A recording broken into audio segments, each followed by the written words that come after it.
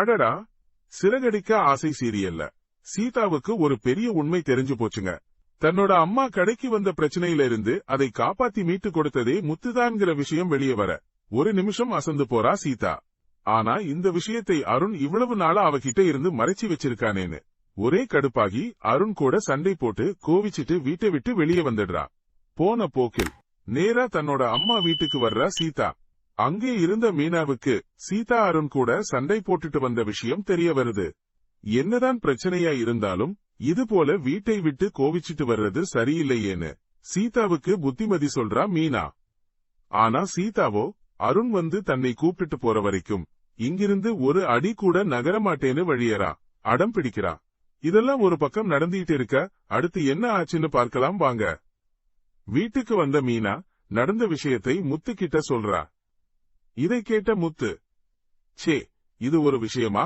இதுக்கெல்லாம் போய் கோவிச்சிட்டு வருவாங்களா என்னன்னு கேட்க, மீனாவோ சட்டுன்னு ஒரு கேள்வி கேக்குறா.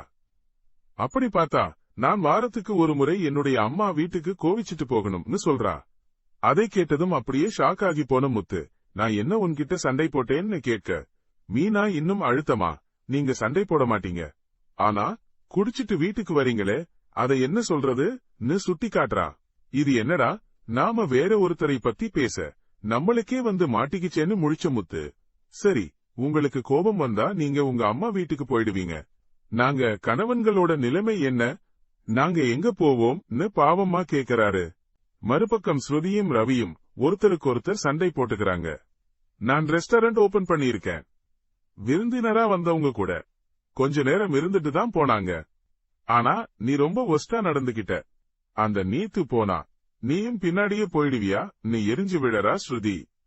அதற்கு ரவியோ, உன் அம்மாவும் அப்பாவும் நீத்துக்கிட்ட என்ன பேசினார்கள் தெரியுமான்னு கேட்க, அதையெல்லாம் காதலையே வாங்கிக்காத ஸ்ருதி, எது வேணா பேசட்டும், நீ ஏன் பாதியிலேயே கிளம்பி போன, வந்தவங்க எல்லாம் உன் கணவர் எங்கன்னு என்கிட்ட கேட்டாங்க, எனக்கு ரொம்ப அசிங்கமா போச்சுன்னு மனசுக்குள்ள குமுறி அவமானமா பேசறா. அவரோட கோபம் எங்க, அவமானம் எங்கன்னு தெரியாம தடுமாறி போறான் ரவி. பின்னர் அப்படியே சட்டுன்னு ஒரு திருப்பம்.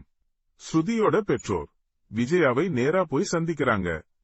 அவங்க ஸ்ருதி நடத்துற ஓட்டலுக்கு ரவி வராதது பத்தி விஜயா கிட்ட வருத்தத்தோட சொல்றாங்க. அதுக்கு விஜயாவோ அவன் சொந்தமா ஓட்டல் ஆரம்பிக்கணும்னு இருக்கான்னு என்னமோ பெருசா அவசரமா சொல்றா.